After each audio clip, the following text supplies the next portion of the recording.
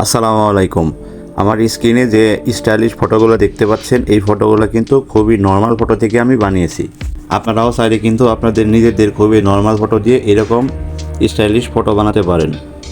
সাধারণত আমি বাইরে ওইরকমভাবে ফটো তুলি না, সেক্ষেত্রে খুবই নর্মাল ফটো দিয়ে আমি এরকম ফটো বানাই নিয়মিত।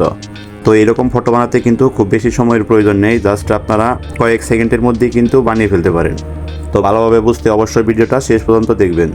এরকম স্টাইলিশ ফটো বানানোর জন্য আপনারা প্রথমে আপনাদের ফোন থেকে প্লে স্টোর অ্যাপসটা ওপেন করবেন। প্লে স্টোরে এসে এখানে সার্চ করবেন GEMINI।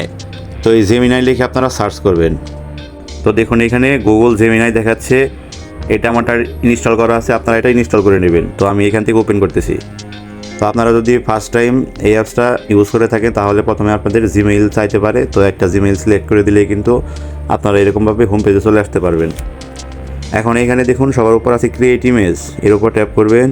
এখন এখান থেকে আছে ডেসক্রাইব ইউর ইমেজ, এখানে পরে আসতেছে। তো নিচে দেখুন প্লাস আইকন আছে, এর উপর ট্যাপ করে দেবেন।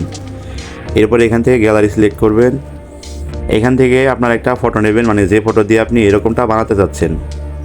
তো আমি আমার গ্যালারি থেকে একটা ফটো সিলেক্ট করতেছি। এখন নিচে যে ডান লেখা, এর উপর ট্যাপ করে দেবো। ফটো সিলেক্ট করা হয়ে গেলে এখানে এখন দেখুন ডেসক্রাইব ইউর ইমেজ, এখানে একটা প্রম্পট লিখতে হবে। প্রম্পটগুলো আপনি কোথায় পাবেন, মানে সবগুলো ছবির আলাদা আলাদা প্রম্পট আছে, সেটা আমি পরে দেখাচ্ছি। তো এই প্রম্পটটা আপনারা লিখে দিয়ে যে এখানে সেন্ড বাটন আছে, এর উপর ট্যাপ করে দেবেন। এখন এখানে কিছু সময় অপেক্ষা করবেন, তারপর দেখুন এখানে তারা কীরকম ফটো বানিয়ে দিচ্ছে। দেখুন এখানে কিন্তু প্রসেসিং চলতেছে। তো এখানে দেখুন ফটোটা তারা কিন্তু বানিয়ে দিয়েছে। আপনার কাছে যদি এই স্টাইলটা ভালো না লাগে তাহলে এইখানে যে রিট্রাইয়ের অপশন আছে, এর উপর ট্যাপ করে দিলে কিন্তু ফটোটা আপনাকে পুনরায় বানিয়ে দিবে। হয়তো সেই স্টাইলটা আপনার কাছে ভালো লাগতে পারে।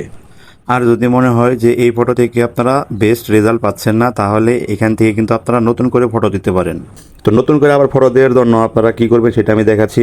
তো এখান থেকে আপনারা এটা সেভ করবেন কীভাবে, প্রথমে এটা দেখাচ্ছি। তো ছবির উপর যখন ট্যাপ করবেন, এখানে দেখুন সেভ লেখা আছে, এর উপর ট্যাপ করে দিলে এটি গ্যালারিতে সেভ হয়ে যাবে। আর অনেক সময় আছে যে এখানে সেভ অপশনটা থাকে না, সেক্ষেত্রে আপনারা ফটোর উপর ট্যাপ করে ধরলে এখানে দেখুন সেভ লেখা আসছে, এর উপর ট্যাপ করে দিলে এটি সেভ হয়ে যাবে। আর নতুন করে যখন আবার আপনারা ফটো দিয়ে আবার এরকমটা বানাতে যাবেন, দেখুন হাতে বাম পাশ উপর যে 3 লাইন আছে, এর উপর ট্যাপ করে দিলে নিউ সেট লেখা, এর উপর ট্যাপ করে দিলে দেখুন আবার কিন্তু হোম পেজে চলে আসছে।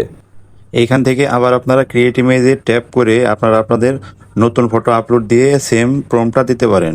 আর এই প্রম্পটগুলো আপনারা পেয়ে যাবেন আমার ভিডিও ডেসক্রিপশনে। ভিডিও ডেসক্রিপশন থেকে আপনারা এই প্রম্পটগুলো একটা একটা করে কপি করে তারপর দেখে নিতে পারেন যে কোন প্রম্পটে আপনাদের ফটোকে কীরকম সুন্দর দেখাচ্ছে।